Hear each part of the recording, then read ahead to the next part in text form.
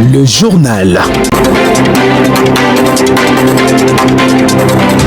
Très heureux de vous savoir nombreux à nous suivre sur votre radio. Mesdames, Messieurs, bienvenue dans ce journal. Gaël Mangala à la présentation et Roger Ntumba sur la mise en onde.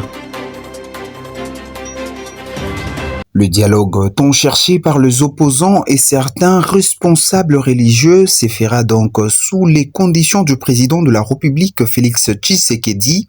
D'après le média Jeune Afrique, il tient à rappeler que c'était annoncé sous la conduite du président angolais. Le détail dans ce commentaire de Roger Mpenga. D'après Jeune Afrique, Félix Tshisekedi a transmis mi-mai sa contre-proposition à Luanda à la place du dialogue inclusif angolais. Kinshasa propose l'organisation d'états généraux de la refondation de l'État pour le salut de la patrie avec 500 participants sans Kabila et les groupes armés. Un processus entièrement sous l'égide congolaise dont Tshisekedi scellait les premiers convocateurs et destinataires des conclusions. Les textes évoquent ouvertement un possible changement ou adaptation de la Constitution et l'avènement d'une 4e République avec le maintien de Tshisekedi au pouvoir jusqu'à l'élection d'un nouveau président. Actualité en sport, la RDC joue son deuxième match tôt ce matin vers 3h du matin, heure de Kinshasa, et à 4h, heure de Lubumbashi, contre une bonne équipe de la Colombie.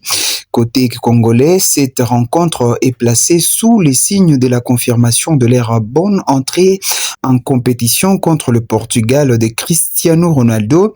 Match soldé, un but partout. Suivez le récit de Roger Mpenga. Mondial 2026, une RDC à l'assaut d'une Colombie en confiance. Les Léopards vont se mesurer ce 24 juin à 4h du matin face à la Colombie dans une rencontre importante pour la qualification au 16e de finale. La concentration et la préparation devaient rapidement remplacer l'euphorie engendrée par les matchs nuls contre le Portugal.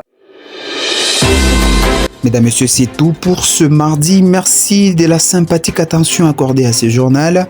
Gaël Mangala était à sa présentation et Roger Ntumba nous a réalisé. Je vous retrouve donc demain avec la même détermination de toujours bien vous servir. D'ici là, portez-vous bien et surtout prenez soin de vous et tâchez de vous abonner à nos pages pour suivre l'actualité en temps réel.